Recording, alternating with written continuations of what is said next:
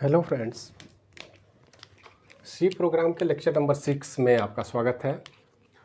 इस lecture number 6 में हम सी के प्रोग्राम को थोड़ा सा और डीप में देखने की कोशिश करेंगे।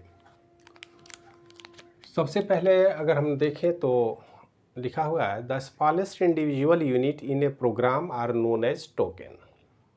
सी program is a collection of following token. मतलब जैसे हम लैंग्वेज की बात नहीं कर रहे हैं, सी लैंग्वेज की अगर बात करेंगे तो सबसे छोटा इंडिविजुअल यूनिट क्या है, उसके अल्फ़ाबेट, जिसमें स्मॉल ए टू जेड है, कैपिटल ए टू जेड है, 0 to 9 नंबर है, स्पेशल सिंबल है, ऑपरेटर है। वो सारे सिंबल जो कीबोर्ड पर उपलब्ध होते हैं वो सारे उस लैंग्वेज के अल्फ़ाबेट माने जाएंगे या है, उसमें तो कोई दिक्कत नहीं है। लेकिन अल्फ़ाबेट से प्रोग्राम तो नहीं बनता। जब प्रोग्राम बनाएंगे तो उनका कलेक्शन की ज़रूरत होगी, उस अल्फ़ाबेट को जोड़ने की ज़रूरत होगी। ठीक उसी तरह जैसे इंग्लिश ग्रामर की अगर हम बात करें तो हम लोग बोलते हैं पार्ट ऑफ स्पीच, आपको याद होगा। पार्ट ऑफ स्पीच में क्या है भाई कि आप कुछ भी सेंटेंस लिखें, कोई भी बुक लिखें, नोट बुक लिखें, इसमें जो पार्ट ऑफ स्पीच के एलिमेंट हैं इंडिविजुअल है, चाहे नाउन की बात हो, प्रोनाउन की बात हो, वर्ब की बात हो, एडवर्ब की बात हो, प्रीपोजिशन की बात हो, ये सारे इंडिविजुअल एलिमेंट हैं, इनका स्पेसिफिक नेचर है, बिहेवियर है, एक्शन है। ठीक उसी तरह हमारे सी लैंग्वेज में जो प्रोग्राम हम बनाते हैं उसमें सबसे छोटा यूनिट को हम बोलते हैं टोकन। टोकन जो है, देखिए अगर सी का चाहे आप छोटा सा प्रोग्राम बनाएं या बड़ा से बड़ा प्रोग्राम बनाएं, इन्हीं 5 टोकन पर आधारित होता है हमारा प्रोग्राम। तो इनके विषय में अगर आप समझ गए तो फिर आसानी से प्रोग्राम बनाना शुरू कर देंगे। इनको समझने की ज़रूरत है। सबसे पहला टर्म है टोकन है कीवर्ड। कीवर्ड कहने का मतलब है कि वो, जैसे इंग्लिश में हम लोग को तो वर्ड, इंग्लिश लैंग्वेज में हम वर्ड की बात करते हैं तो एक individual valuable word collection of alphabet है, तो ये भी कलेक्शन ऑफ अल्फ़ाबेट ही है। और ये वो कीवर्ड हम उन अल्फ़ाबेट के कनेक्शन को या उस वर्ड को बोलते हैं जिनका स्टैंड एलोन कुछ न कुछ आइडेंटिटी है और प्रोग्रामिंग में कहीं भी इस्तेमाल होगा तो उसके मीनिंग को बदला नहीं जा सकता है, वो एज इट इज़ रहेगा। ये बात ध्यान में रखेंगे आप। जैसे अगर हम लैंग्वेज में बात करें तो हम बोलते हैं इंट, फ्लोट, कैर, इसके बाद अगर हम बात करें for, go to, do, while, इस तरह के 32 कीवर्ड हैं हमारे लैंग्वेज में। इनको कभी भी, इनका मीनिंग पूरे प्रोग्राम में फिक्स होगा, इनके मीनिंग को नहीं बदल सकते आप। अब बदलने की कोशिश भी नहीं करनी चाहिए। जैसे हम लोग के लैंग्वेज में अगर हम बात करें तो इंग्लिश लैंग्वेज की बात हो, हिंदी लैंग्वेज की बात हो, सोसाइटी में जब भी कम्युनिकेशन की बात होती है किसी भी लैंग्वेज में, तो कुछ स्पेसिफिक वर्ड हैं जिनका स्पेसिफिक मीनिंग है, उसको आप नहीं बदल सकते हैं। जैसे हम लोग रिलेशन की बात अगर करें, बोलते हैं मम्मी, पापा, बेटा, बेटी, जीजा जी, मौसा जी, फूफा जी, ये सारे जो वर्ड हैं उनका स्पेसिफिक मीनिंग है कि नहीं, और वो सोसाइटी में बदल जाएगा क्या? वो तो नहीं चेंज होता है। तो इस तरह से जो स्पेसिफिक वर्ड हैं, जो मीनिंग कांस्टेंट है, फिक्स है, उसी तरह से हमारे लैंग्वेज में है कीवर्ड। सी लैंग्वेज में 32 कीवर्ड है, आप लेक्चर नोट में देख लेंगे, लेक्चर नोट में वो सारा पूरा टेबुलर फॉर्म में दिया गया है। इन कीवर्ड का इस्तेमाल किसी दूसरे मीनिंग में आप काम नहीं लेंगे, मतलब इनका दूसरे जगह इस्तेमाल नहीं कर सकते हैं। ऐसा नहीं हो कि किसी बच्ची है तो बच्ची का नाम ही मम्मी दादी रख दिए, मम्मी या दादी प्यार से बोल देते हैं लोग, अलग बात है, लेकिन उसका नाम नहीं रख सकते आप। नाम स्पेसिफिक है, फिक्स है, और वे नाम जो है उस पर्सन की एक आइडेंटिटी है। तो आइडेंटिटी को हाइड आउट करने की ज़रूरत नहीं है। ये सारे, जैसे यहाँ पर इंट, फ्लोट या कैर जो है वो डेटा टाइप है, तो वो डेटा टाइप के मीनिंग में ही इस्तेमाल आप करें तो ज़्यादा बेटर है। किसी डेटा टाइप को आप फॉर नहीं इस्तेमाल कर सकते। डेटा टाइप यही अगर 3 है या डबल है 4 है तो चारों प्रिमिटिव डेटा टाइप हैं, वो फिक्स हैं, उनका मीनिंग फिक्स है। प्रोग्राम में किसी दूसरे काम में इस शब्द का इस्तेमाल आप नहीं करेंगे, यही कीवर्ड का बेसिक कॉन्सेप्ट है। तो कीवर्ड का पूरा टेबुलर चार्ट है, वो आप नोट में देख लेंगे। और वो सारे कीवर्ड स्पेसिफिक मीनिंग के साथ इस लैंग्वेज में उपलब्ध है और इसमें कोई बदलाव करने की ज़रूरत नहीं है। ये टोटल सी की बात करें तो एक करीब 32 स्पेशल कीवर्ड है और जो स्पेशल मीनिंग के साथ आए इनके मीनिंग को बदलने की कोशिश प्रोग्राम में हमें नहीं करनी है। मतलब किसी वेरिएबल का नाम इसमें नहीं ऐड करें, किसी फंक्शन का नाम इससे रिलेट नहीं करेंगे। उसके अलावे आप दूसरा जो भी काम कर लें। दूसरा टर्म है आइडेंटिफायर। आइडेंटिफायर जैसे देखिए प्रोग्राम अगर हम लिखते हैं तो हम लिखते हैं मेन फंक्शन, यहाँ से ब्रैकेट शुरू किए, हमने लिखा इंट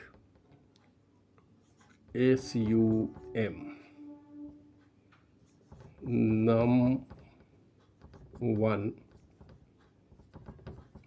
num2। इंट तो कीवर्ड है, जो भी हम देख रहे हैं इंट हमारा कीवर्ड है, लेकिन ये सम, number 1, number 2, a b c d, ये सारे जो आप वेरिएबल के तौर पर इस्तेमाल कर रहे हैं इन्हीं को हम बोलते हैं आइडेंटिफायर। आइडेंटिफायर वो यूनिक वर्ड है या नेम है या वेरिएबल नेम हो, फंक्शन का भी नेम हो, ये सारे वो नेम है, नेमिंग कन्वेंशन है जिनको हम सी में आइडेंटिफाई करते हैं इंडिविजुअली। तो इनको हम बोलते हैं आइडेंटिफायर। वेरिएबल या फंक्शन के नेम या बीच में जो भी अपने लैंग्वेज में हम इस्तेमाल करेंगे टोकन के तौर पर, वो आइडेंटिफायर ही होगा। इस बात को आप ध्यान में रखेंगे। आइडेंटिफायर इंडिविजुअल भी हो सकता है और अगर हम लिखें दिस इज ए बॉय, ये इंडिविजुअल एक आइडेंटिफायर है, ये वर्ड भी आइडेंटिफायर है और ये एक्चुअल में सी लैंग्वेज की भाषा में बोले तो ये आइडेंटिफायर है, ये टोकन है। तो आइडेंटिफायर आप समझ गए। वेरिएबल या फंक्शन का नाम हो सकता है, अपनी मर्जी से हम रखेंगे, जो मर्जी हम रख सकते हैं। शर्त यही है कि कभी कीवर्ड का इस्तेमाल आइडेंटिफायर के तौर पर नहीं करनी है। कीवर्ड बिल्कुल अलग है, आइडेंटिफायर बिल्कुल अलग है, इनमें डिफरेंस आपको समझना होगा। जब भी सी का प्रोग्राम लिखेंगे तो कीवर्ड स्पेशल मीनिंग के साथ आता है तो स्पेशल प्लेस पर ही इस्तेमाल करेंगे, जहाँ ज़रूरत है उस पर्टिकुलर स्पेसिफिक कीवर्ड का इस्तेमाल करेंगे। और बाकी आइडेंटिफायर में आप जो चाहें इस्तेमाल कर लें, इसमें कोई रिस्ट्रिक्शन नहीं है, आप आसानी से इस्तेमाल कर सकते हैं। तीसरा टर्म है कांस्टेंट। तो देखिए कांस्टेंट शब्द समझना कोई मुश्किल काम नहीं है। कांस्टेंट को आप इस तरह से समझें, मैथमेटिक्स के बच्चे तो आसानी से समझ पाते हैं। जैसे कोई नंबर हम लिखते हैं 5, तो 5 क्या है? कांस्टेंट है।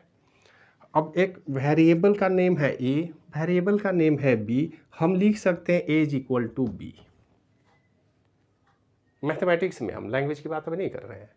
तो a = b लिखेंगे तो कोई दिक्कत है क्या? कोई प्रॉब्लम नहीं। तो वेरिएबल इक्वल हो सकते हैं, लेकिन कभी आप 5 = 7 लिख सकते हैं क्या मैथमेटिक्स में? नहीं लिख सकते, क्योंकि ये 5 या 7 की अपनी आइडेंटिटी है, वो नंबर है और नंबर कांस्टेंट है, उसका वैल्यू कांस्टेंट है। 5 कभी भी 7 के इक्विवेलेंट हो ही नहीं सकता, ये लॉजिकली गलत हो जाएगा, तो प्रोग्राम में प्रॉब्लम आएगी। क्यों? क्योंकि ये दोनों ही कांस्टेंट हैं, इनके वैल्यू को बदला ही नहीं जा सकता। आप असाइन एक दूसरे को या इक्वल नहीं कर सकते हैं। 5 = 5 तो लिख सकते हैं, लेकिन 5 = 6, 5 = 10, 5 = 50 ऐसा नहीं लिख सकते। तो ये जो वैल्यू है ये कांस्टेंट है। कांस्टेंट और वेरिएबल में अंतर यही है कि ए या बी का वैल्यू आप असाइन अलग अलग कर सकते हैं, इसके वैल्यू को बदल सकते हैं ड्यूरिंग रन टाइम, लेकिन रन टाइम ये वैल्यू चेंज नहीं होगा, इसलिए इसको हम बोलते हैं कांस्टेंट। ये वेरिएबल है, वेरिएबल का कुछ नाम हमने दे रखा, उसी को हम बोलते हैं आइडेंटिफायर। आइडेंटिफायर के कुछ रूल हैं, आइडेंटिफायर डिफाइन करने के कुछ रूल्स हैं, उसको हम बाद में समझेंगे आगे चल के प्रोग्रामिंग में। लेकिन अभी हम कांस्टेंट और वेरिएबल के अंतर को समझें। वेरिएबल वो क्वांटिटी है जिसको समय समय पर जिसके वैल्यू को बदला जा सके, चेंज किया जा सके। ड्यूरिंग रन टाइम, प्रोग्रामिंग के समय, प्रोग्रामिंग रन करने के टाइम में जिसके वैल्यू को भी बदला जा सके, लेकिन ये कांस्टेंट वो वैल्यू है जो किसी भी कीमत पर चेंज नहीं होगा, वो अपने आप में एक फिक्स क्वालिटी है, स्टैटिक क्वालिटी है, उसमें कोई वेरिएशन नहीं होगा। तो हमारे पास आइडेंटिफायर है, कांस्टेंट है, कांस्टेंट के बाद स्ट्रिंग, स्ट्रिंग के विषय में अगर हम इसकी बात करें तो ये कंप्लीट डबल कोट में जो भी लिखा हुआ है उसको सी लैंग्वेज स्ट्रिंग के तौर पर अंडरस्टैंड करता है। जैसे किसी शहर का नाम अगर लिखना हो, हम लिखते हैं पटना, तो पटना क्या है भाई, स्ट्रिंग है, कलेक्शन ऑफ अल्फ़ाबेट है, कैरेक्टर है। तो कलेक्शन ऑफ अल्फ़ाबेट या कैरेक्टर को हम एक साथ अगर जोड़ के रखना चाहते हैं इंडिविजुअली, तो ये स्ट्रिंग होगा। स्ट्रिंग हमेशा डबल कोट में लिखे जाएंगे। स्ट्रिंग को जहाँ भी रिप्रेजेंटेशन अपने लैंग्वेज में आप करेंगे तो उसको डबल कोट के अंदर लिखेंगे। वो स्टैंड एलोन आइडेंटिटी के साथ आएगा और वो हमेशा फिक्स होगा। स्ट्रिंग कांस्टेंट भी हो सकता है, स्ट्रिंग वेरिएबल भी हो सकता है। स्ट्रिंग वेरिएबल कहने का मतलब अगर हम लिखें a इक्वल टू पटना, तो ये फिक्स है, कांस्टेंट है, लेकिन ये वेरिएबल है। ये अलग बात है कि अब ये कैरेक्टर टाइप का वेरिएबल होना चाहिए, स्ट्रिंग टाइप का वेरिएबल होना चाहिए। इसको डिफाइन जब भी करेंगे तो स्ट्रिंग टाइप के एरे से डिफाइन करना होगा, जो आगे चल के हम देखेंगे। Simple a equal to Patna नहीं लिख सकते हैं, इस तरह से हम लिख सकते हैं। इसको आगे हम समझने की कोशिश करेंगे। मतलब हमारा स्ट्रिंग जो है वो कलेक्शन ऑफ डिफरेंट कैरेक्टर है। टू या मोर कैरेक्टर को अगर डिफाइन करना हो तो हम एक साथ इनको यूज कर सकते हैं डबल कोट के अंदर। तो अगर किसी शब्द को हम ए लिखते हैं तो ये अगर कैरेक्टर है तो कैरेक्टर माना जाएगा, लेकिन इस ए को अगर डबल कोट में हम कर दें तो ये स्ट्रिंग कांस्टेंट हो जाएगा। और अगर कैरेक्टर है तो इसी को सिंगल कोट में लिखेंगे, ये ध्यान रखेंगे। मतलब इस लैंग्वेज में सिंगल कोट डबल कोट में भी अंतर है। जब भी आप स्ट्रिंग को रिप्रेजेंट करना होगा तो डबल कोट में करेंगे, और कैरेक्टर को रिप्रेजेंट करना होगा तो सिंगल कोट में करेंगे। तो ये भी ध्यान में रखना है। इसके बाद आता है ऑपरेटर। हम जानते हैं कि प्रोग्राम चाहे हम छोटा बनाएं या बड़ा बनाएं, अगर मैथमेटिकल प्रॉब्लम के सॉल्यूशन की बात होगी तो कहीं न कहीं हमारे पास ऑपरेटर की बड़ी भूमिका होती है। ऐसे भी डेटा की प्रोसेसिंग ऑपरेटर पर ही डिपेंड करता है। डेटा जैसे मान लेते हैं, हम कोई वैल्यू ले लेते हैं 5 और 7, तो ये दो डेटा है हमारे पास। ये डेटा D1 है, ये डेटा D2 है। अब इस D1 और D2 डेटा को ऑपरेट करना है तो कहीं ना कहीं एक ऑपरेटर की ज़रूरत होगी। अगर मैथमेटिकली है तो यहाँ प्लस भी कर सकते हैं, माइनस कर सकते हैं, मल्टीप्लिकेशन कर सकते हैं, डिवीजन कर सकते हैं, एक मॉड्यूलस का भी ऑपरेशन है।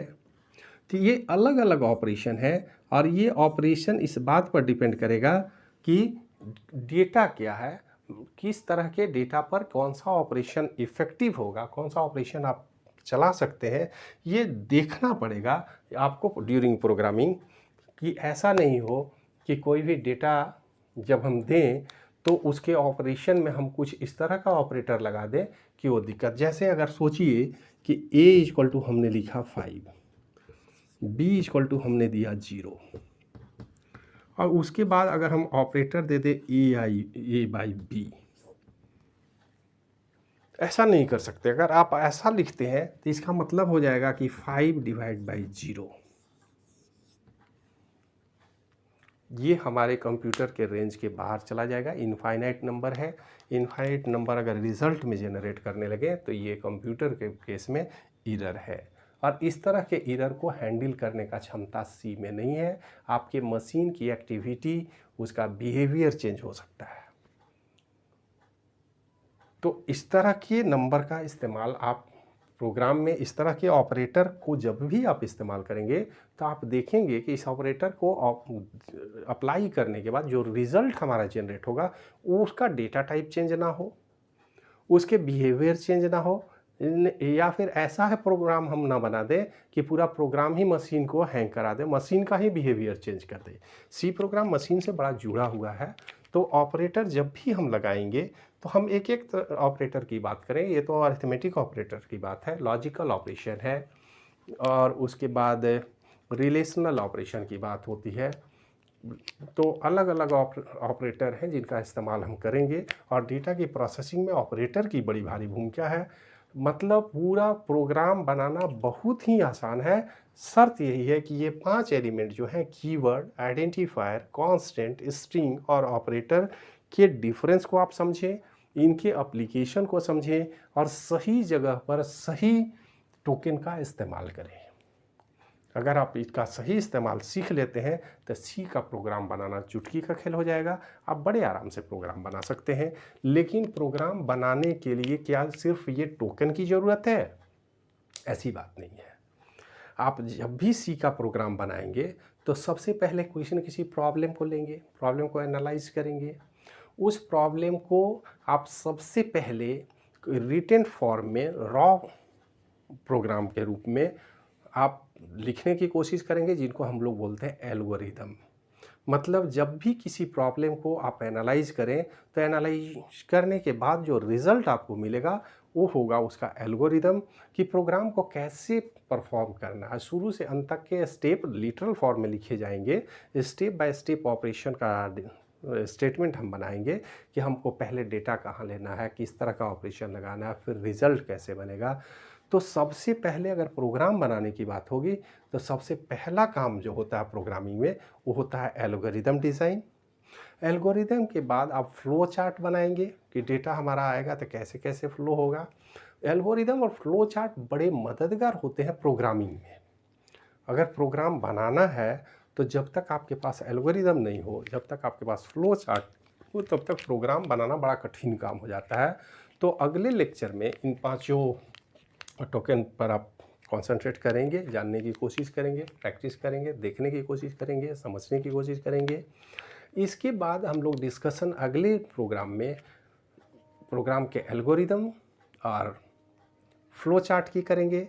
एल्गोरिदम और फ्लो चार्ट अगर हमने सही से बना लिया तो फिर उसकी कोडिंग, प्रोग्रामिंग क्या है, एल्गोरिदम का लैंग्वेज में ट्रांसफ़र करना या कोडिंग करना। तो किसी भी प्रॉब्लम के लिए पहले एल्गोरिदम हम बनाएंगे, फ्लो चार्ट बनाएंगे, ताकि हमको बड़े बड़े प्रोग्राम बनाने में कन्फ्यूजन ना हो कि पहले कौन सा स्टेप होगा, फिर उसके बाद का कौन सा स्टेप होगा, उसके बाद कौन सा स्टेप होगा। मतलब पहले हम प्रॉब्लम को एनालाइज करते हैं और उसके बाद उसका एल्गोरिदम और फ्लो चार्ट बनाते हैं, तब हम कोडिंग की बात करते हैं। ये जो एक प्रॉपर अप्रोच है, इस अप्रोच को हम लोग बोलते हैं टॉप डाउन अप्रोच। प्रॉब्लम को लिए और उसके सॉल्यूशन की तरफ धीरे धीरे बढ़े। तो ये टॉप डाउन अप्रोच जो है, या सी लैंग्वेज प्रोसीजर ओरिएंटेड लैंग्वेज है।